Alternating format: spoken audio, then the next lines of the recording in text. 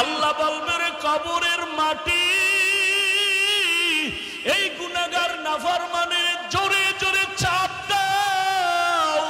এত জোরে চাপ দিবে বেঈমান নাফরমান বেনামাজির এক পাজরের হাড় আর এক পাজরের সাথে ঢুকে যাবে আর সাপে আঘাত করা শুরু করবে। ওরে কারো কবরে ৯৯টা সাপ, কারো কবরে ৭০টা সাপ আসবে। ও আমার কলিজার যুবক বাবারা, ও বৃদ্ধ বাবাজিরা, ও পর্দার আড়ালের মা বোনেরা, একটু আগে আপনারা নিজেরাই স্বীকার করলেন আপনার আল্লাহ আমার আল্লাহ এক, নবী এক, কোরআন এক, কাবা এক, ধর্ম এক, কালেমা এক, কাফনের কালারও এক, কবর এক, প্রশ্ন এক। তারপরও কেন আপনাকে টুপির বয়ান করতে হবে? আপনাকে কেন পর্দার বয়ান করতে হবে? আমি টুপি খুলতে চাই না আর আপনি টুপি দিতে চান না। আমি দাড়ি কাটতে চাই না, আপনি রাখতে চান না। আমি মসজিদে না ঢুকলে কষ্ট পাই আর আপনার ঢুকতে গেলে কষ্ট লাগে। বুঝি না আমি ভুলে আসি নাকি আপনারা ভুলে আছেন। এরপরেও তো পাও ধরে ধরে উলামায়ে কেরাম আপনাদের বুঝায়, এত বিরোধিতা করেন তারপরও কোনো উলামায়ে কেরাম গালি দেন না। আরে সরকারি চাকরি করে, বেসরকারি চাকরি করে যারা দৈনিক ৮ ঘন্টা ডিউটি, মাসে ২০,০০০ টাকা বেতন পায়, নিম্নে আরো কত বেশি পায়, আবার বিভিন্নভাবে আরো ইনকাম আছে। কিন্তু একবারও কি ভাবছেন বিবেক দিয়া একজন আলেম মসজিদে ইমামতি করতে গিয়া ২৪টা ঘন্টায় ডিউটি করে, বেতন ১০,০০০, গ্রাম এলাকায় ৫,০০০-এর বেশি দেওয়া হয় না, তাও মাসে মাসে ক্লিয়ার না। একজন ইমাম ২৪ ঘন্টা ১২ মাস ডিউটি করিয়াও বেতন ঠিক মতো না পাইয়া কোনো দিন ইমাম কোনো কমিটির বিরুদ্ধেও বলে না, বরদোয়াও করে না, বরং মোনাজাতে চোখের পানি ছেড়ে দোয়া করে, হে মালিক এলাকায় শান্তি দাও, ব্যবসায় বরকত দাও, কবরওয়ালাদের জান্নাত বানায় দাও, অসুস্থ রোগীরে সুস্থ বানায় দাও। ওলামায়ে কেরাম এত কষ্ট করিয়া নিঃস্বার্থভাবে আপনাদের পেছনে দৌড়ায়। ও আল্লাহর বান্দারা, এরপরও যদি আলেমের কথা না শুনিয়া বিরোধিতা করিয়া কবরের বিছানায় পড়িয়া যান, আল্লাহর অর্ডার হয়ে যাবে জাহান্নামের ফেরেশতাকে ধর। ওরে আমি এদের আর কোনোদিন ছাড় দিব না, এদেরকে কিয়ামতের দিন টানতে টানতে জাহান্নামের দিকে নেওয়া হবে। আর অর্ডার হবে, ওয়াসিকাল্লাযীনা কাফারু ইলা জাহান্নামা যুমারা হাত্তা ইযা জাউহা ফুতিহাত আবওয়াবুহা ওয়া ক্বাল। আল্লাহ তাআলা জাহান্নামের অর্ডার করবে, কে ধরে নাও। কিয়ামতের ময়দান এমন কঠিন ময়দান হবে। আম্মা জান আয়েশা বলেন, একদিন দেখি রহমতের নবী আমার হুজরায় বসে গুনগুন করে কান্না করেন।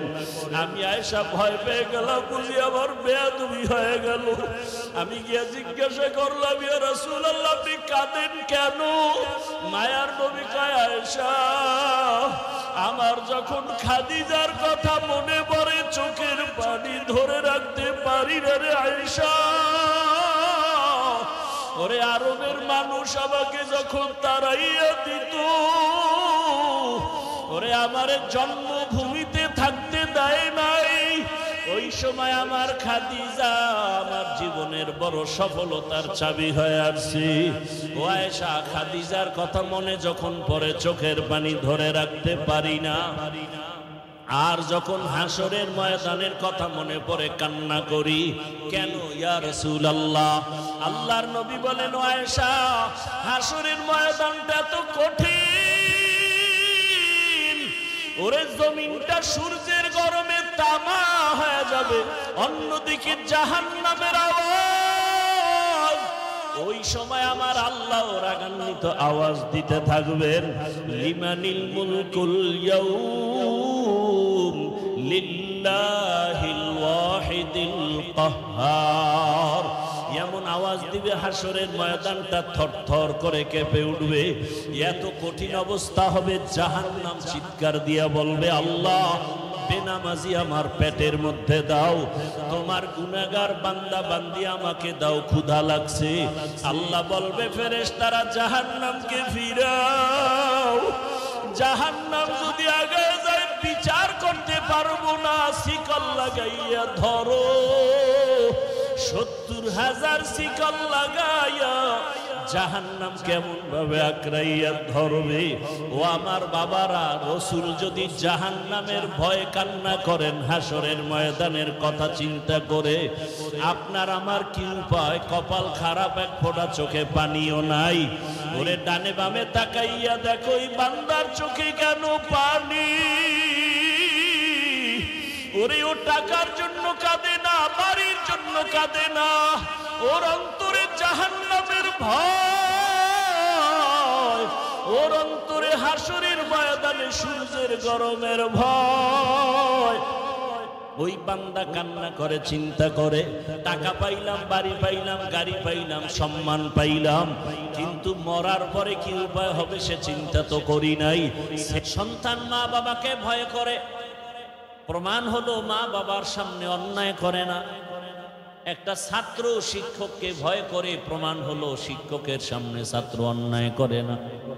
ঠিক যেই বান্দা বান্দি আমার আল্লাহকে ভয় করবেন, ওই বান্দা আমার আল্লাহকে ফাঁকি দিয়ে গুনাহ কখনো করবে না।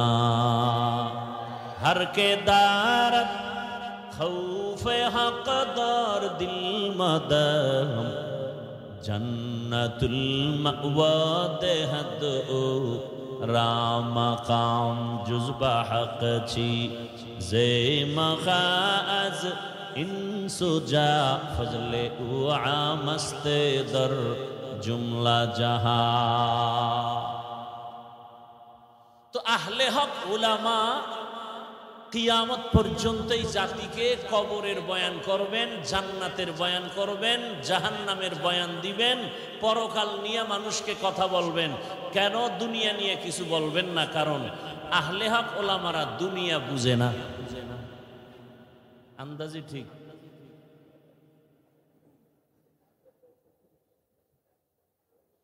পৃথিবীতে বুদ্ধি এবং জ্ঞানের গাইডের নাম কুরআনুল কারীম। পৃথিবীতে শ্রেষ্ঠ জ্ঞানের কিতাবের নাম।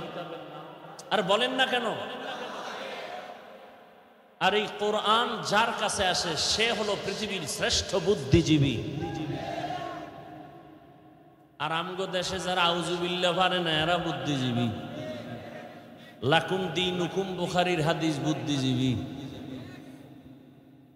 ঈদের নামাজ জানাজা বুদ্ধিজীবী।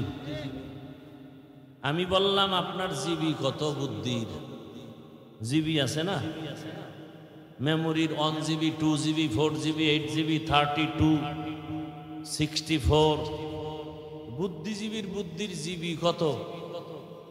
কয় কারো কিছু 1% জিবি ছিল, মদের বোতলটাই না হ্যাং হয়ে গেছে। এই বুদ্ধিজীবীর যখন হ্যাং হয়ে যায় তখনই আলেমরে গালি দেয়, তখনই মাদ্রাসার বিরুদ্ধে কথা বলে। কারণ একটা আমগো দেশে মদ পান করে কেউ কি জিকির টিকির করে? বরং বউরে মা কয়া ডাকে। বানায় বললাম। আর মাঝে মাঝে বলে গোটা দেশের মালিক কিন্তু এখন আমি। বউ কয় ঘরে তো চাল নাই, এটা তো বোতলের দোষ, আমার কি? পৃথিবীর শ্রেষ্ঠ বুদ্ধিজীবী একমাত্র কোরআনওয়ালারা। কারা? কোরআনওয়ালারা। সারা দুনিয়ার সমস্ত জ্ঞানী যত ভাগে ভাগে আছে, যেমন দর্শন একটা জ্ঞানের রাস্তা, হিকমত। পৃথিবীর সমস্ত বিজ্ঞান একটা জ্ঞানের পথ। সমস্ত বিজ্ঞানী, দার্শনিক, ঐতিহাসিক যদি কোরআনকে অধ্যয়ন করে তাহলে বলতে বাধ্য হবে পৃথিবীর শ্রেষ্ঠ দর্শনের কিতাব কোরআন। কোরআনের মতো দর্শনের কিতাব পৃথিবীতে আর একটাও নেই। বিজ্ঞানের সুন্দর পিওর কিতাব কোরআন থেকে দামি আর একটাও নেই। ইতিহাসের কিতাব কোরআন থেকে দামি একটাও নেই। দুনিয়ার ইতিহাস যত এডিশন আছে ইতিহাস সম্বলিত, দুনিয়ার ইতিহাস আছে, দুনিয়ার আগের ইতিহাস নাই। কোরআনের মধ্যে দুনিয়ার আগের ইতিহাস আছে, দুনিয়ার পরের ইতিহাস আছে। এই কিতাব যার সিনার মধ্যে থাকবে সে হবে সৃষ্টির শ্রেষ্ঠ জ্ঞান। কিন্তু এদেরকে বোকা বানাবার জন্য কালো চশমা লাগায় দিছে চোখের ভেতরে। কি চশমা? কালো চশমা লাগায় বলে প্যান্ডেল পুরা কালো, বাতিও কালো।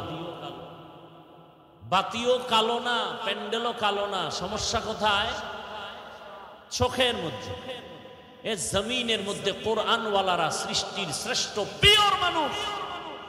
এদেরকে যারা খারাপ বলে ওদের অন্তর খারাপ। অন্তরের চিকিৎসার জন্যই কুমিল্লা টাউন হলে সিরাতুন নবী ওয়াজের আয়োজন। কলবের চিকিৎসার জন্যই পীর মাশায়েখের খানেকা। মানুষের কলবের ময়লা দূর করার চিকিৎসালয় একমাত্র আহলুল্লাহ উলামায়ে কেরামের একমাত্র সংস্রব মসজিদ মাদ্রাসা আছে। এ কারণে মানুষ এখনো সভ্য আছে। আল্লাহ বুঝার তৌফিক দান করেন। গুরুত্বপূর্ণ সুন্দর সুন্দর আলোচনা হয়েছে আমাদের বর্তমান প্রেক্ষাপট নিয়ে। যদি নিয়ত করেন যে এই আমল করেই আমি লাইনে উঠবো, তা আর বয়ানের প্রয়োজন হয় না। আমি আসছি আপনাদের দোয়া নিতে, ফাঁকে আপনারা কথা শুনলে আমি কিছু কথা সামনে বলবো, উঠা বসা করলে দোয়াটা করে চলে যাব। নিজেও ক্ষতিগ্রস্ত হবেন না, অন্যের ক্ষতিও করবেন না। কত রাত মোবাইল চালাইয়া ঘুম নষ্ট করেছেন, ফেরেশতা লিখে রাখছে হিসাব হবে আল্লাহর আদালতে। শুধু মোবাইলকে কেন্দ্র করে রাতের ঘুম নষ্ট করেছেন, স্ত্রীর হক আদায় করেননি, সন্তানের হক আদায় করার চিন্তা করেননি। হিসাব হবে আসল সময়। ওমরে ফারুক বলেন হাসিবু আনফুসাকুম ক্বাবলা আন, আসল হিসাবের আগে এখন তাড়াতাড়ি হিসাবটা মিলায় নাও। আসল হিসাবে টান দিলে সেদিন অডিট থাকবে কঠিন, ডান বাম করা যাবে না। সেদিন আল্লাহ স্পষ্ট বলে দিবেন ইকরা কিতাবাকা কাফা বিনাফসিকাল ইয়াউমা আলাইকা হাসিবা। সেদিন আর ডানে বামে তাকাবার কোনো সুযোগ হবে না। কে আপন কে পর কোনো কথা বলার কোনো সুযোগ নাই। সব মানুষগুলো উলঙ্গ দাঁড়ানো থাকবে হাসরের মাঠে। কই বাহাদুর, কই নেতা, কই ইমাম, কই মুক্তাদি, কই পীর, কই মুরিদ, কই বক্তা, কই শ্রোতা, কই ডাক্তার, কই রোগী। বহু বক্তা তাকায় দেখবে জাহান্নামের গরম হাওয়া গায়ে লাগতেছে, কিন্তু বক্তার বয়ান শুনে বহু শ্রোতা হাসতে হাসতে জান্নাতে যাইতেছি। বহু পীর সাহেব দেখবে জাহান্নামের গরম, কিন্তু পীর সাহেবের সবক নিয়া বহু মুরিদ আমল করিয়া হাসতে হাসতে জান্নাতে যাচ্ছে। বহু ইমাম সাহেব দেখবে জাহান্নামের গরম হাওয়া লাগতেছে, কিন্তু মুসল্লিরা বয়ান শুনে ইমামের নামাজ ধইরা জান্নাতে চলে যাচ্ছে। হিসাব বড় কঠিন। রহমতের নবী বলেন, আবু হুরায়রা থেকে হাদিস বর্ণিত, কিয়ামতের ময়দানে জাহান্নামে সর্বপ্রথম 3 জন লোক ঢুকবে। পরপর 3টা লোক সবার আগে জাহান্নামে যাবে। এর মধ্যে একজন হবে গলা কাটা শহীদ, আর একজন হবে আলেম, আর একজন হবে টাকা পয়সা দান করনেওয়ালা দানবী। দুনিয়ার সব বিবেক বলে 3 জন জান্নাতি। আল্লাহর আদালত বলবে 3টা বিনা হিসাবে জাহান্নামে। জিন্দেগি বড় কঠিন। কিসের বাহাদুরি করি, অহংকারী করে কিসের উপরে? قال رسول الله صلى الله عليه وآله وسلم আলা কুল্লুকুম রাঈন ওয়া কুল্লুকুম মাসউলুন আন রাইয়াতিহি। সাবধান হে উম্মত, তোমরা প্রত্যেকেই দায়িত্বশীল। আল্লাহর আদালতে দায়িত্বের কারণে জবাবদিহিতার কাঠগড়ায় দাঁড়াতে হবে। বাবা জান্নাতে যাবে বহু পরে, বহু তাবলিগওয়ালা, পীরের মুরিদ, জিকির করনেওয়ালা, পাগড়িওয়ালা বলতে গেলে ইচ্ছা করে গুনাহ করে নাই, তারপরেও ভয়, নিজে ভালো আমল করছে, সন্তানটাকে দাড়িওয়ালা বানাতে পারে নাই। উপযুক্ত মেয়ে কলেজে পড়ে বেপরদায়, সন্তান চাকরি করে সুদের টাকায়। কিয়ামতের দিনে বুজুর্গ সন্তানের কারণে জাহান্নামে যাবে। সন্তান মামলা পেশ করবে আল্লাহর কাছে, রব্বানা ইন্না আতা'না সাদাতানা ওয়া কুবারানা ফাআদাল্লুনাস সাবিলা। ও আল্লাহ, আমারে আটকাইও না, আমার আব্বা আমারে নামাজের দাওয়াত দেয় নাই, আমার মুরব্বীরা আমাকে পর্দার বয়ান করে নাই। আব্বাজান কুমিল্লা শহরে ঘর থেকে উঠে 8টায় দোকানে চলে গেছে। 9টার সময় আম্মুকে টেলিফোন করে জিজ্ঞাসা করলো আমার বাবা উঠছেনি, নাস্তা করছেনি, কিন্তু আমার বাবা জিগায় নাই আমার সন্তান ফজর পড়ছেনি। আল্লাহ কইবে তোর বিবেক দিছিলাম, সঠিক পথে চললি না কেন? সন্তান বলবে এটা একটা অন্যায়, বিচার হবে বিবেকের। ইন্নাস সামআ ওয়াল বাসারা ওয়াল ফুআদ কুল্লু উলাইকা কানা আনহু মাসউলা। সন্তান বলবে বিবেকের যদি বিচার হয় তো আমার একটা আবদার আছে। কি আবদার? রব্বানা আতিহিম যিফাইনি মিনাল আযাব ওয়ালআনহুম লা'নান কাবীরা। আমার যদি ফিডা একটা দাও, আমার আব্বারে 2টা দাও। আমার আব্বা আমাকে দাওয়াত দিল না কেন? আমার বাবা জুমার নামাজে গেছে, কোনোদিন আমারে ডাকে নাই, চল জুমার নামাজে যাই। বড় কঠিন। এই জন্য ওলামায়ে কেরামের দোয়া করা উচিত সবার জন্য। আপনাদেরও সতর্ক হওয়া উচিত। আলেমদের বিরুদ্ধে কোনোদিন কিছু বলবেন না, কিছু লিখবেন না। আপনার অধিকার নাই লেখার। আলেম ভুল করতে পারে, এটা সত্য 1000 বার, কিন্তু আপনার ভুল ধরার অধিকার নেই। আলেম অপরাধ করলে দেশের শীর্ষস্থানীয় ওলামায়ে কেরাম সে বিষয়ে সমাধানের চিন্তা করবেন, না করলে রব্বে কারিমের ফয়সালা চলে আসবে। কিন্তু যে আলেম না, তার সমান না, তার অধিকার নাই তার বিরুদ্ধে কিছু বলার, কিছু লেখার। এজন্য আমি সারা বাংলাদেশে বলি, যারা উলামায়ে কেরামের ইজ্জতকে নষ্ট করার জন্য ফেসবুকে লেখে, মিডিয়ায় বলে, তারা সবগুলো সন্তান পিতামাতার অভিশপ্ত সন্তান। একটা সন্তানও মা বাবার আদরের নয়, সবগুলোর উপরে মা বাবার অভিশাপ। কারণ মা বাবার অভিশাপ না থাকলে কোনো মানুষ আলেমের বিরোধিতা করতে পারে না ওপেনে। আল্লাহ হেদায়েত দান করুন। এজন্য দোয়া করলাম, ইজ্জতকে বাড়ায় দেন। আসতে বললেন কেন?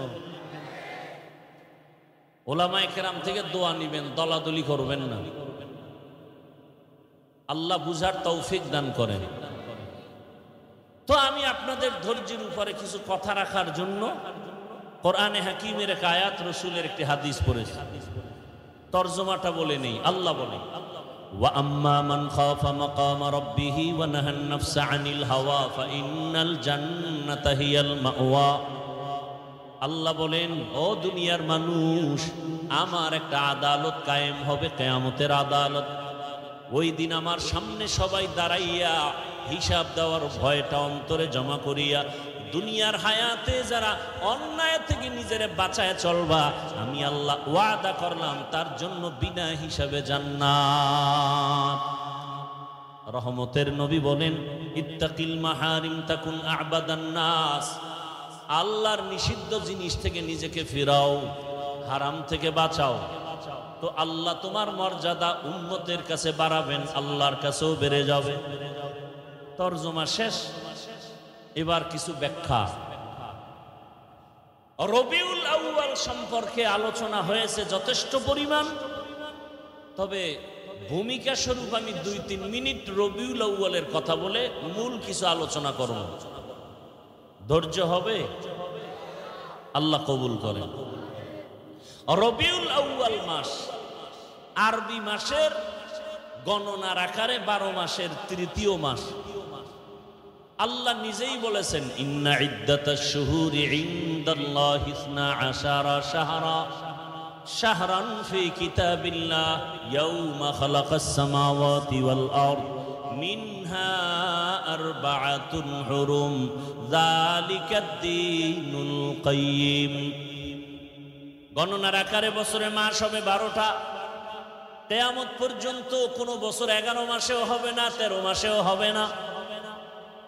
আর এই 12 মাসের মধ্যে 4 মাস হবে আলাদা সম্মানের মাস। আর আমি আল্লাহর এই সিদ্ধান্ত স্থায়ী, সিদ্ধান্তটা করে আর আজিমে লাউহে মাহফুজে লিখে ফেলেছি। কোন দিন? আসমান জমিন সৃষ্টির দিন লিখে ফেললাম। বছরে মাস হবে 12টা, এর মধ্যে 4 মাস হলো একটু দামি সম্মানের মাস। সম্মানের মাস মানে ওই 4 মাসে ওই টাইমে যুদ্ধ বিগ্রহ উল্টা পাল্টা ভাবে চলতো।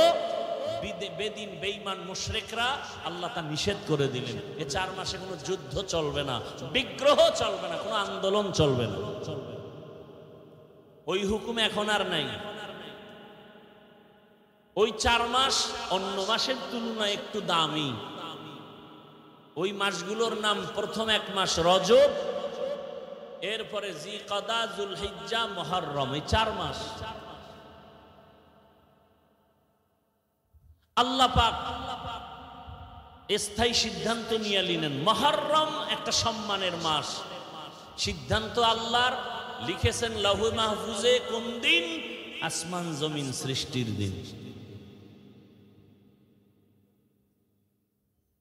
এই 4 মাসের মধ্যে রবিউল আউয়ালের কোনো নাম নাই, রমাজানেরও নাম নাই। তার মানে কি ওই মাসগুলোর সম্মান নাই, দাম নাই? আছে। আল্লাহর কাছে এত দাম, এজন্য এগুলো স্বতন্ত্র। যেমন আম্মা জান আয়েশা রাদিয়াল্লাহু তাআলা আনহা রহমতের নবীর কাছে মাঝে মাঝে অনেক অজানা জিনিস জানার জন্য প্রশ্ন করতেন।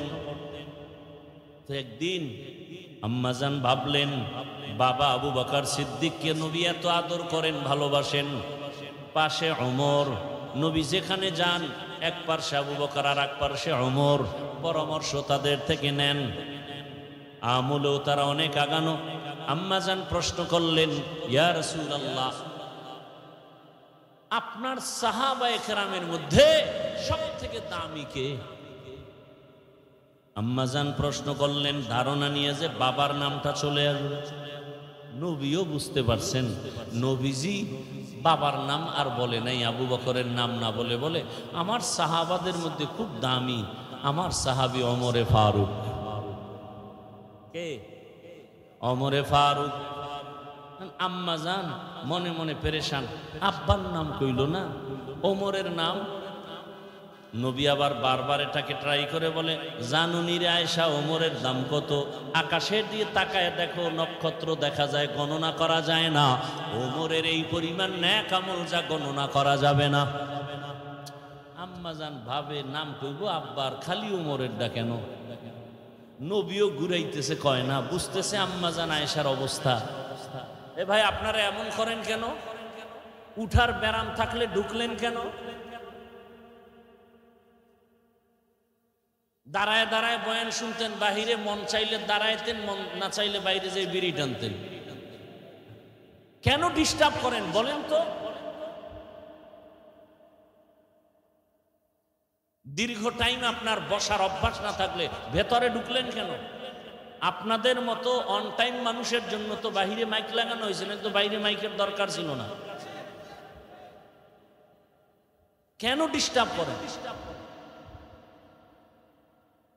আপনি বুঝেন এই প্যান্ডেলের দাম কত? একটা অপরাধীকে থানায় নিয়ে পুলিশ এত আঘাত করে, কাঁদে না? আর এখানে বসে আল্লাহর ওলিরা বয়ান করেন, 200 হাত দূরে বসে মানুষ কান্না করে। বুঝেন কিছুই প্যান্ডেলের মূল্য কত? বেতের বাড়ি দিয়া চোখে পানি আনতে পারে না পুলিশ। আর কোরআনের বাগানে জাহান্নামের বয়ান যখন শুরু হয়, জীবনে মসজিদে যায় না, সেও চুপ করে কান্না শুরু করে। বলেন তোকে মারলো কে? কেন ডিস্টার্ব করে? ভালো না লাগলে বলেন, মোনাজাত দিয়ে চলে যায়।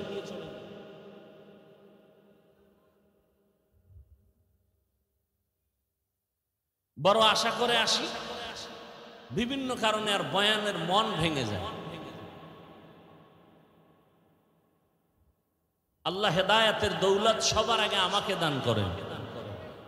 আপনাদের হেদায়েত লাগলে আল্লাহর কাছে চাইয়ে নেন, কারণ দোয়া করলেও বিপদ। মসজিদের জন্য দোয়া করছে যে আল্লাহ মসজিদ ভালো, কমিটি ভালো, সবাই টাকা দেন। মানুষ দান করছে, কমিটি টাকা খাইয়া ঘুম। কমিটির দোষ নাই, দোয়া করছে কে, এরে ধরো, এর নামে মামলা দাও। এই সব উল্টা পাল্টা চলতেছে। দেখছেন না, 15 বছর জেলখানায়, এখন বেকসুর খালাস, কোনো দোষই নেই। কেমন সোনার বাংলায় জন্ম নিলাম। কেউ যদি আইয়ে একটা আইন করতো যে মিথ্যা মামলা দেবে, প্রমাণিত হলেই 6 বছরের কারাদণ্ড, তাহলে একটু শান্তি পাওয়া যেত। এখনো বহু আলেম জেলখানা, নিরীহ, দেখার কেউ নাই, খবর নেওয়ার কেউ নাই, সবাই যার যার ধান্দায় আছে। আল্লাহ হেফাজত করেন। রাজনীতির ময়দানে রাজনীতির বক্তব্য দেওয়াটাই আমি ভালো মনে করি, কারণ যাদের নেক নজর আর থাপ্পড় খাইয়াই চেয়ারে বসছি, তাদের নীতি দেখছি। চরমনার হিসাব ওয়াজের প্যান্ডেলে যখন বয়ান করতেন, মনে হয় সে দুনিয়া কিছুই জানে না, শুধু কবর, হাসর, জান্নাত, জাহান্নাম। আর রাজনীতির মঞ্চে যখন বক্তব্য দিতেন, তখন বোঝা যাইত যে তার আখেরাত নিয়ে কোনো জ্ঞান নাই, মনে হয় দুনিয়ার লাইনে রাজনীতির শিক্ষক।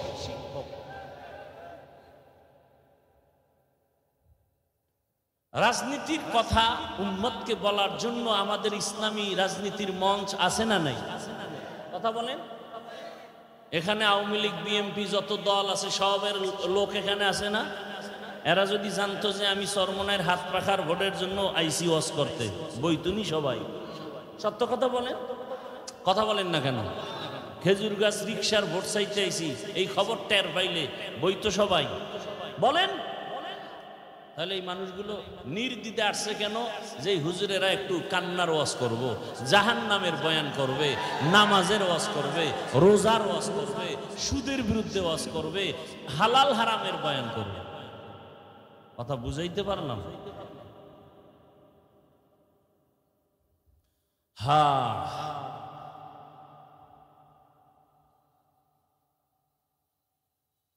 কি কথা বলতেছিলাম? হ্যাঁ, আয়েশা রাদিয়াল্লাহু আনহা।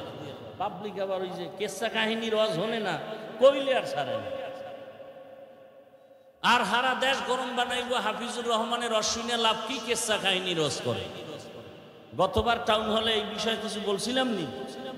পৃথিবীতে শ্রেষ্ঠ কেচ্ছা কাহিনীর কিতাবের নাম কোরআন, দ্বিতীয় শ্রেষ্ঠ কেচ্ছা কাহিনীর কিতাবের নাম হাদিস শরীফ।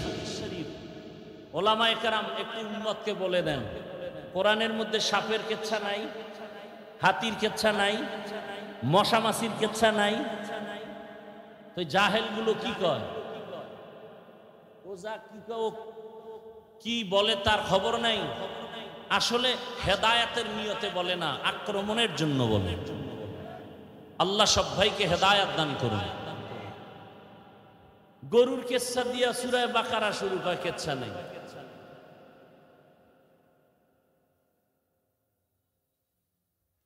হ্যাঁ, এখন ঘুরায় বলবে কি, আমরা তো বাপ দাদার কেচ্ছা বলি না, আকাবিরের কেচ্ছা বলি না। আমগো বাপ দাদার কেচ্ছা বললে, আকাবিরের কেচ্ছা বললে বেনামাজি নামাজি হয়, সমস্যা কি? আমাদের আকাবিরিনদের কথা বললে মানুষের চোখে পানি আসে, দিল নরম হয়।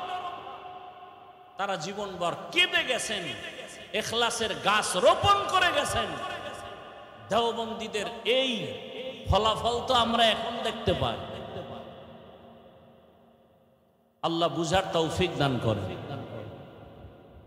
ইখলাসের ফল বড় কঠিন। তো আম্মা জান আয়েশার মনে ধারণা আব্বার নাম কয় না, নবীও গুড়ায় কয় না। আম্মা জান এবার কয় না, মুখ খুইলে বইলেই ফেলাম, বইলেই ফেলাইছে। আমার আপনি যে ওমরের নাম কইলেন, আমার আব্বার কি খবর? নবী খায় আবু বকর বলে। আবু বকর তো স্পেশাল,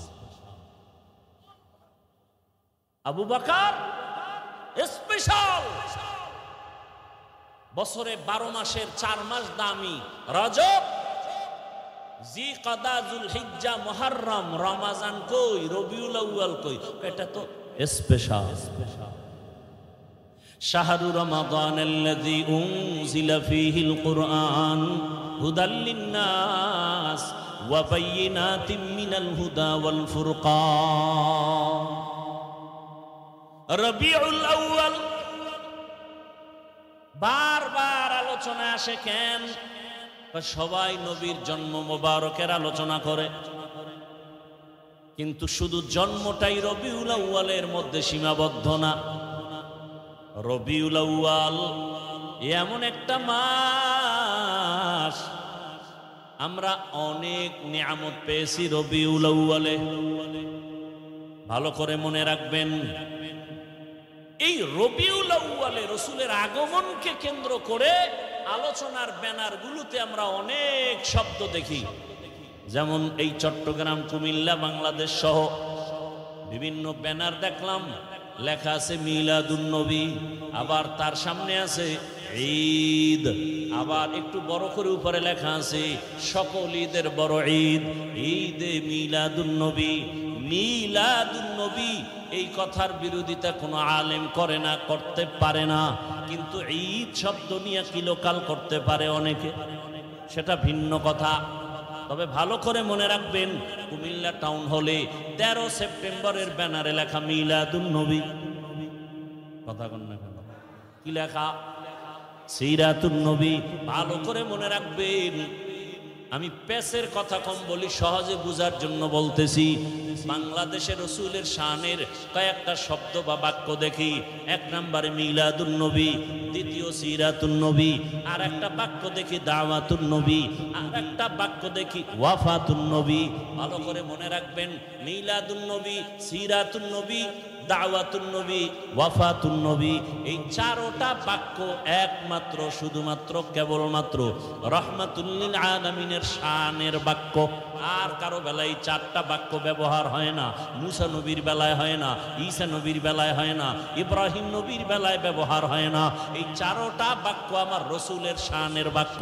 এই 4টা বাক্যকে, রসুলকে যেইভাবে মহব্বত করো, এই 4টা বাক্যকে ওইভাবে মহব্বতের নজরে দেখবে। যদি কেউ এই 4টা বাক্য বাঁকা নজরে তাকায়, ওর ঈমান বাঁকা হয়ে যাবে, আখিরাত ও দুনিয়া বাঁকা হয়ে যাবে। বুঝেন নাই? 4টা মিলাদুন নবী ও রাসূলের শানের শব্দ বাক্য, সিরাতুন নবী ও রাসূলের শানের বাক্য, দাওয়াতুন নবী ও রাসূলের শানের বাক্য, ওয়াফাতুন নবী ও রাসূলের শানের বাক্য। অর্থ কি? মিলাদুন নবী অর্থ আমাদের সুপরিচিত নবী, শ্রেষ্ঠ নবীর জন্ম মোবারক। সিরাতুন নবী অর্থ আমাদের সুপরিচিত নবী, শ্রেষ্ঠ নবীর জীবন আদর্শ। ওয়াফাতুন নবী অর্থ আমাদের সুপরিচিত নবী, শ্রেষ্ঠ নবীর ইন্তেকাল। দাওয়াতুন নবী অর্থ আমাদের শ্রেষ্ঠ নবী, তার জীবনের দাওয়াত তাবলীগের একটা অংশকে বলে আমাদের সুপরিচিত নবী। পৃথিবীতে সুপরিচিত নবী একজন। কয়জন?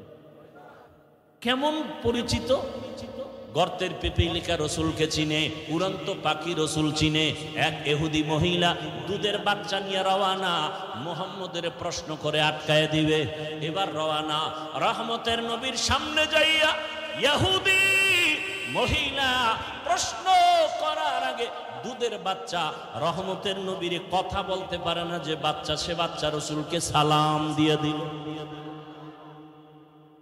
ইমামুল আউয়ালিনাল আখিরিন বাহরে সদকা রহমাতাল লিল আলামিন সাইয়্যিদুল কাউনাইন খাতমুল মুরসালিন আখির আমদ বুদে ফখরুল আউয়ালিন। নবী গাছের কাছেও পরিচিত, মাছের কাছেও পরিচিত, সূর্যের চন্দ্রের কাছেও নবী পরিচিত, রহমতের নবী গর্তের প্রাণীর কাছে পরিচিত। সাপ দীর্ঘ বছর পাহাড়ের গুহায় অপেক্ষা করে রসূলের মুবারক চেহারাটা এক নজর দেখবে। আবু বকর বাধা দিছে পা দিয়া, সাপ মনে করে বাধা দেয় নাই, রসূলের নিরাপত্তার স্বার্থে বাধা দিছে। সাপ আর সহ্য হয়ে গেল, রহমতের নবীর দর্শন বুঝি হবে না, একটু আঘাত করেছে। তাহলে সাপ আমার রসূলকে চিনে, কপাল খারাপ আমগো বাংলাদেশি, রসূলকে চিনি না। যদি চিনতাম তাহলে দাড়ির মধ্যে অস্ত্র লাগাতে পারত না। রসূলকে যদি চিনতিরে মুমিন, তাহলে নবীর মোহাব্বতে কেন বারবার তোমার পায়ে ধরে ধরে টুপির বয়ান করতে হবে? আমিও রসূলের আশিক মুসলমান, তুমিও মুসলমান। তোমার আল্লাহ আমার আল্লাহ দুই না এক? মুসলমান বেয়াদবি ক্ষমা চাই, হয়তো বলার ভাষার শব্দগুলো চয়নটা একটু কেমন জানো, বেয়াদবি ক্ষমা চাই। রসূলের উম্মত হিসাবে আপনার নবী আমার নবী এক না আলাদা? আল্লাহ আমাদের কোরআন বলেন, সত্য কথা বলেন, আমাদের হাদিস, আমরা দুনিয়াতে আসছি সিস্টেম। আপনাদের কালেমা আমার কালেমা দুই, আপনাদের ধর্ম আমার ধর্ম দুই, আপনাদের কাবা আমার কাবা দুই, সব এক। দুনিয়া থেকে বিদায় বেলা কাফনের সংখ্যা হবে আলাদা না সব এক? আপনাদেরও তিনটা কাফন হবে, আমাকেও তিনটা কাফন হবে। টাকাওয়ালা মরে গেলে তাকে সম্মানে একটা কাফন কেউ বাড়াবে না। রিক্সা ড্রাইভার গরিব যদি মরে যায়, তার অসম্মানে বা গরিব হওয়ার কারণে একটা কাফন কেউ কমাইয়াও দিবে না। রিক্সা ড্রাইভারের যেমন তিনটা কাফন, ধনী লোকেরও তিনটা কাফন হবে, কালার হবে আলাদা।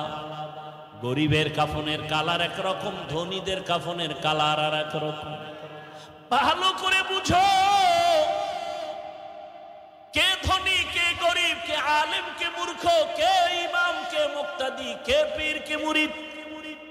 যতই আজকে বক্তা বক্তা ভাব দেখাই না কেন, কাফনের ভেতরে ঢুকার পর সব বাহাদুরি বন্ধ হয়ে যাবে। কোটি টাকার মালিক দেখো অভাব হয় না দূর, গরিবে ঘুমায় আরাম করে মনটা বাহাদুর। ফেরাউনের লাশটা দেখো মিছর জাদু ঘরে, খায় না মাটি পোকা মাছি সবাই ঘৃণা করে। হৃদয়ে থাকিবে যার নম্রতা সাদা, রহমত আসিবে সেথা প্রভুর ওয়াদা।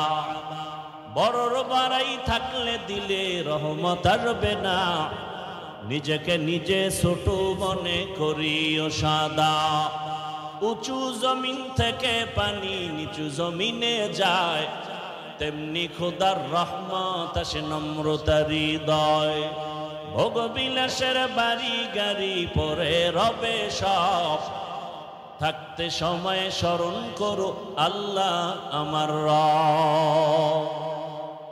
আমাদের রবকে আরো জোরে বলেন।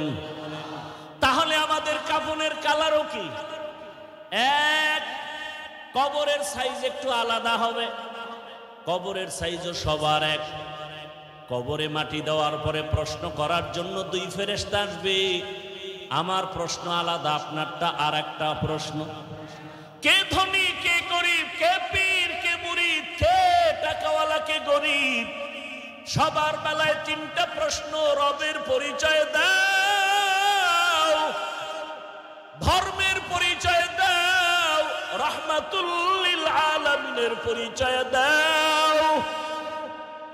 তুমি যত টাকার মালিক হও, তোমাকেও যেই প্রশ্ন, আমাকেও সেই প্রশ্ন। কৃষ্ণের নবী বলেন, যারা জবাব দিতে পারবে তার কবর হবে রওজাতুম মির রিয়াজিল জান্নাহ। আর যারা জবাব দিতে পারবে না তাদের কবর হবে হুফরাতুম মিন হুফারিন নার। যারা 3 প্রশ্নের জবাব দিবে তাদের কবর হবে জান্নাতের বাগান। আল্লাহর রাসূল বলেন গায়বী একটা আওয়াজ আসবে রব্বে কারীমের তরফ থেকে। রব বলবেন ফেরেশতা আমার বান্দাকে কষ্ট দিস না, জান্নাতের বিছানা কবরে বিছায়া দাও। আমার বান্দার কবরকে প্রশস্ত করে দাও, জান্নাতের সাথে দরজা করে দাও। আমার ভালোবাসার বান্দা দুনিয়াতে গরমকে উপেক্ষা করে নামাজে দাঁড়ায় গেছে। আল্লাহর মহব্বতে বান্দা নামাজ ছাড়ে নাই, তেলাওয়াত ভুলে নাই। আমি আল্লাহ বান্দাকে ভুলতে পারি না। ফাযকুরুনি আযকুরুকুম। আল্লাহর ওয়াদার হয়ে যাবে, কবর হবে জান্নাতের বাগান। কিন্তু যারা গুনাহ নিয়ে কবরে যাবে, আল্লাহর ফেরেশতা যখন প্রশ্ন করবে রবের পরিচয় দাও, গুনাহগার বেনামাজি তখন আফসোস করবে হা হা লা আদরি, আমি কিছুই জানি না, কিছুই জানি না। ফেরেশতা বলবে ধর্মের পরিচয় দাও, ও তো দুনিয়াতে ইসলাম নিয়ে কোনো চিন্তাও করে নাই। বলবে হা হা লা আদরি, আফসোস আমি কিছুই জানি না। আবার যখন বলবে রহমতের নবীর চিনুনি, জীবনে তো রহমতের নবীর সুন্নতের আমল করে নাই, মেসওয়াকের আমল নাই, দস্তরখানের আমল নাই, নিজেও দাড়ি রাখে না, অন্য রাখে পছন্দ করে না, নিজেও হালাল খায় না, অন্য খায় পছন্দ করে না। রহমতের নবীকে দেখে চিনবে না, বলে চিনি না আমি, হা হা লা আদরি। আর সাথে সাথে রব্বে কারীমের তরফ থেকে গায়বী আওয়াজ আসবে। আল্লাহ তাআলা বলবে ও ফেরেশতা, এই নাফরমানের আর কোনো সুযোগ দিও না, একে ধরো, এর আর সুযোগ দিয়া কোনো লাভ নাই, একে ধর। আমার দেওয়া পানি, আমার দেওয়া বাতাস, আমার দেওয়া সূর্যের আলো, চাঁদের আলো, আমার দেওয়া জমিনের ফল খাই, ফসল খাইল, গাছের ফল খাইয়া, নদীর মাছ খাইয়াও বান্দা আজান শুনে মসজিদে যায় নাই। আলেম ওলামারা নামাজের দাওয়াত দিত, নামাজ পড়ে নাই, বরং বাহাদুরি করত, নামাজ পড়ে কোনো লাভ নাই, রোজা রাখিয়া কোনো লাভ নাই। আমি আল্লাহ এত অন্যায় করার পরে দুনিয়াতে কিছু বলি নাই। আমার মোহাব্বত বাদ দিয়া আলেম ওলামাদের গালাগালি করত, নিজেও পর্দা করত না, যারা পর্দা করত তাদের গালাগালি করত। আল্লাহ বলবে ফেরেশতা, একে আর কোনো ছাড় দিয়া লাভ নাই, এর কবরটাকে 2 দিক থেকে এত জোরে চাপ দাও, এর কবরটা জাহান্নামের সাথে রাস্তা বানায় দাও। আল্লাহর অর্ডারে কবরটা জাহান্নামের আগুনে ভরে যাবে। আল্লাহ বলবে রে কবরের মাটি, এই গুনাহগার নাফরমানের জোরে জোরে চাপ দাও। এত জোরে চাপ দিবে বেঈমান নাফরমান বেনামাজির এক পাজরের হাড় আর এক পাজরের সাথে ঢুকে যাবে, আর সাপে আঘাত করা শুরু করবে। ওরে কারো কবরে 99টা সাপ, কারো কবরে 70টার সাপ আসবে। ও আমার কলিজার যুবক বাবারা, ও বৃদ্ধ বাবাজিরা, ও পর্দার আড়ালের মা বোনেরা, একটু আগে আপনারা নিজেরাই স্বীকার করলেন আপনার আল্লাহ আমার আল্লাহ এক, নবী এক, কোরআন এক, কাবা এক, ধর্ম এক, কালেমা এক, কাফনের কালারও এক, কবর এক, প্রশ্ন এক। তারপরও কেন আপনাকে টুপির বয়ান করতে হবে? আপনাকে কেন পর্দার বয়ান করতে হবে? আমি টুপি খুলতে চাই না আর আপনি টুপি দিতে চান না, আমি দাড়ি কাটতে চাই না, আপনি রাখতে চান না, আমি মসজিদে না ঢুকলে কষ্ট পাই আর আপনার ঢুকতে গেলে কষ্ট লাগে। বুঝি না আমি ভুলে আছি নাকি আপনারা ভুলে আছেন। এরপরেও তো পাও ধরে ধরে উলামায়ে কেরাম আপনাদের বুঝায়, এত বিরোধিতা করেন তারপরও কোনো উলামায়ে কেরাম গালি দেন না। আরে সরকারি চাকরি করে, বেসরকারি চাকরি করে যারা দৈনিক 8 ঘন্টা ডিউটি, মাসে 20,000 টাকা বেতন পায়, নিম্নে আরো কত বেশি পায়, আবার বিভিন্ন ভাবে আরো ইনকাম আছে। কিন্তু একবারও কি ভাবছেন বিবেক দিয়া, একজন আলেম মসজিদে ইমামতি করতে গিয়া 24টা ঘন্টায় ডিউটি করে, বেতন 10,000, গ্রাম এলাকায় 5,000-এর বেশি দেওয়া হয় না, তাও মাসে মাসে ক্লিয়ার না। একজন ইমাম 24 ঘন্টা 12 মাস ডিউটি করিয়াও বেতন ঠিক মতো না পাইয়া কোনো দিন ইমাম কোনো কমিটির বিরুদ্ধেও বলে না, বরদোয়াও করে না, বরং মোনাজাতে চোখের পানি ছেড়ে দোয়া করে, হে মালিক, এলাকায় শান্তি দাও, ব্যবসায় বরকত দাও, কবরওয়ালাদের জান্নাত বানায় দাও, অসুস্থ রোগীরে সুস্থ বানায় দাও। ওলামায়ে কেরামে এত কষ্ট করিয়া নিঃস্বার্থভাবে আপনাদের পেছনে দৌড়ায়, ও আল্লাহর বান্দারা, এরপরও যদি আলেমের কথা না শুনিয়া বিরোধিতা করিয়া কবরের বিছানায় পড়িয়া যান, আল্লাহর অর্ডার হয়ে যাবে, জাহান্নামের ফেরেশতাকে ধর। ওরে আমি এদের আর কোনোদিন ছাড় দিব না, এদেরকে কিয়ামতের দিন টানতে টানতে জাহান্নামের দিকে নেওয়া হবে। আর অর্ডার হবে, ওয়াসিকাল্লাযীনা কাফারু ইলা জাহান্নামা যুমারা হাত্তা ইযা জাউহা ফুতিহাত আবওয়াবুহা ওয়া ক্বাল। আল্লাহ তাআলা জাহান্নামের অর্ডার করবে, কে ধরে নাও। কিয়ামতের ময়দান এমন কঠিন ময়দান হবে। আম্মা জান আয়েশা বলেন, একদিন দেখি রহমতের নবী আমার হুজরায় বসে গুনগুন করে কান্না করেন। আমি আয়েশা ভয় পেয়ে গেলাম, বুঝি আমার বেয়াদবি হয়ে গেল। আমি গিয়ে জিজ্ঞাসা করলাম, ইয়া রাসূলুল্লাহ, আপনি কাঁদেন কেন? মায়ার নবী কয়, আয়েশা, আমার যখন খাদিজার কথা মনে পড়ে চোখের পানি ধরে রাখতে পারি না রে আয়েশা। ওরে আরবের মানুষ আমাকে যখন তাড়াইয়া দিত, ওরে আমার জন্মভূমিতে থাকতে দেয় নাই, ওই সময় আমার খাদিজা আমার জীবনের বড় সফলতার চাবি হয়ে আসছে। ও আয়েশা, খাদিজার কথা মনে যখন পড়ে চোখের পানি ধরে রাখতে পারি না। আর যখন হাসরের ময়দানের কথা মনে পড়ে কান্না করি। কেন ইয়া রাসূলুল্লাহ? আল্লাহর নবী বলেন, ও আয়েশা, হাসরের ময়দানটা তো কঠিন। ওরে জমিনটা সূর্যের গরমে তামা হয়ে যাবে, অন্যদিকে জাহান্নামের আওয়াজ। ওই সময় আমার আল্লাহ রাগান্বিত আওয়াজ দিতে থাকবেন, লিমানিল মুলকুল ইয়াউম লিল্লাহিল ওয়াহিদিল কাহ্হার। এমন আওয়াজ দিবে, হাসরের ময়দানটা থরথর করে কেঁপে উঠবে। এত কঠিন অবস্থা হবে, জাহান্নাম চিৎকার দিয়া বলবে, আল্লাহ, বেনামাজি আমার পেটের মধ্যে দাও, তোমার গুনাহগার বান্দা বান্দি আমাকে দাও, ক্ষুধা লাগছে। আল্লাহ বলবে, ফেরেশতারা জাহান্নামকে ফিরাও। জাহান্নাম যদি আগে যায় বিচার করতে পারবো না, শিকল লাগাইয়া ধরো। 70,000 শিকল লাগাইয়া জাহান্নাম কেমন ভাবে আঁকড়াইয়া ধরবে। ও আমার বাবারা, রাসূল যদি জাহান্নামের ভয়ে কান্না করেন হাসরের ময়দানের কথা চিন্তা করে, আপনার আমার কি উপায়? কপাল খারাপ, এক ফোঁটা চোখে পানিও নাই। ওরে ডানে বামে তাকাইয়া দেখো, এই বান্দার চোখে কেন পানি?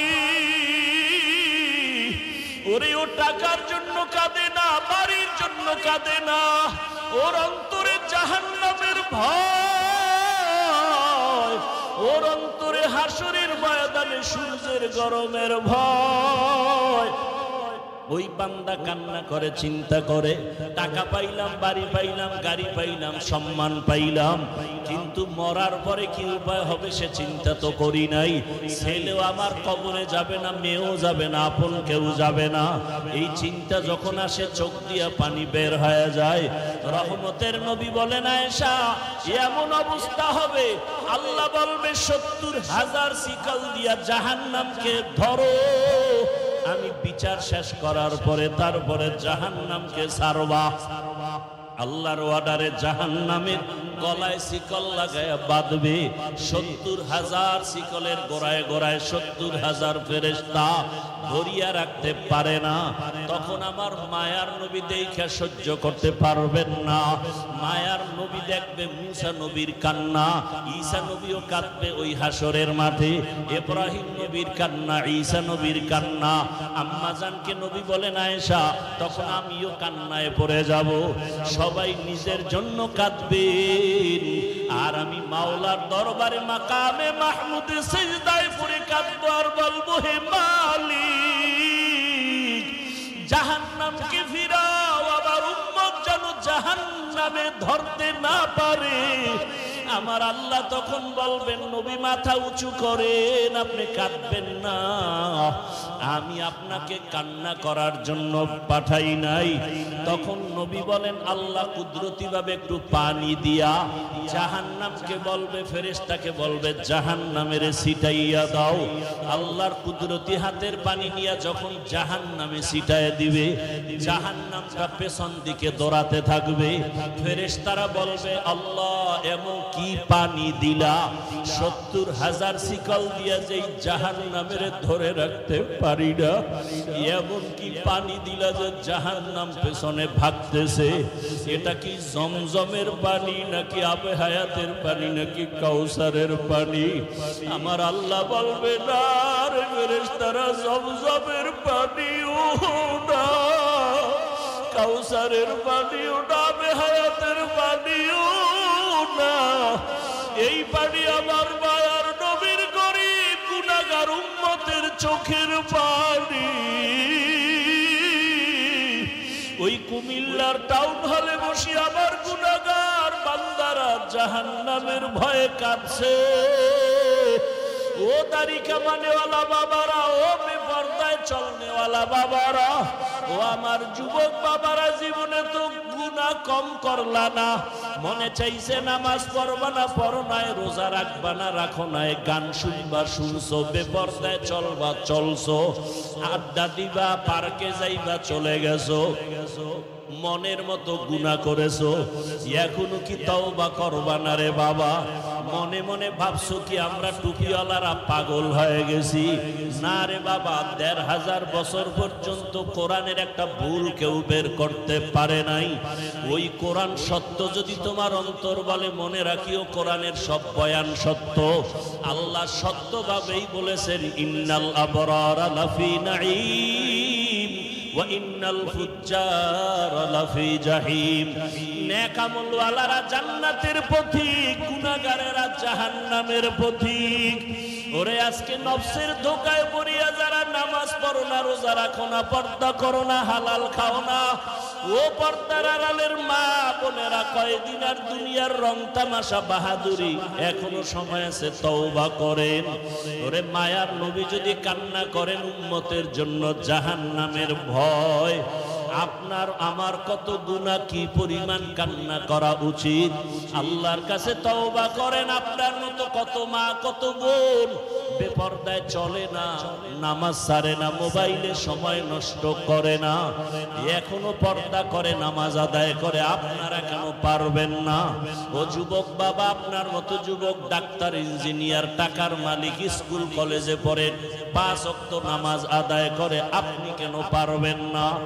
2 ফোঁটা চোখের পানি ছেড়ে আল্লাহকে মনে মনে ডাকেন, হে আল্লাহ, এই ময়দানে মনে হয় আমার মতো গুনাহগার কেউ নাই। মানুষ যদি আমার গুনার খবর জানতো, কেউ আমার এই চেয়ারে বসাইতো না, আমাকে সম্মান করত না, হাদিয়াও দিত না, সালামও দিত না। ও আল্লাহ, তুমি দয়া করে এত মর্যাদা সম্মান দান করেছো। এতদিন গুনার তালে পড়ে নফসের ধোকায়, শয়তানের ধোকায় কত রাত্র মোবাইলে তাকাইয়া গুনাহ করতে করতে রাত কাটাইছি। মোবাইল নিয়ে হাতে হাতের গুনাহ, কানের গুনাহ, চোখের গুনাহ, অন্তরের গুনাহ করে রাত কাটাইছি। ও আল্লাহ, বুঝতে পারি না, আজকে থেকে তওবা করে ফেলতেছি। দুনিয়াতে সূর্যের গরম সইতে পারি না, হাসরের ময়দানে জাহান্নামের গরম কেমন করে সহ্য করব? আজকে থেকে তওবা করে নিলাম, আর গুনাহ গুনাহ করব না, নামাজ ছাড়বো না, দাড়ি কাটবো না, বেপরদায় চলবো না, মা বাবার দোয়া নিয়া, শিক্ষকের দোয়া নিয়া, উলামায়ে কেরামের দোয়া নিয়া নবীজির সুন্নাত অনুযায়ী জীবনটাকে চালাবো। তওবা করার মতো যদি কারো নিয়ত হয়, দুটো হাত আমার আল্লাহকে দেখাইয়া দাও। আয় আল্লাহ, হাতগুলো কবুল করে নেন, তওবা কবুল করে নেন, তওবার উপরে মজবুত হইয়া চলার তৌফিক দান করেন, আমিন। আলহামদুলিল্লাহি রাব্বিল আলামিন, ওয়াসসালাতু ওয়াসসালামু আলা সাইয়্যিদিল আমবিয়াই ওয়াল মুরসালিন।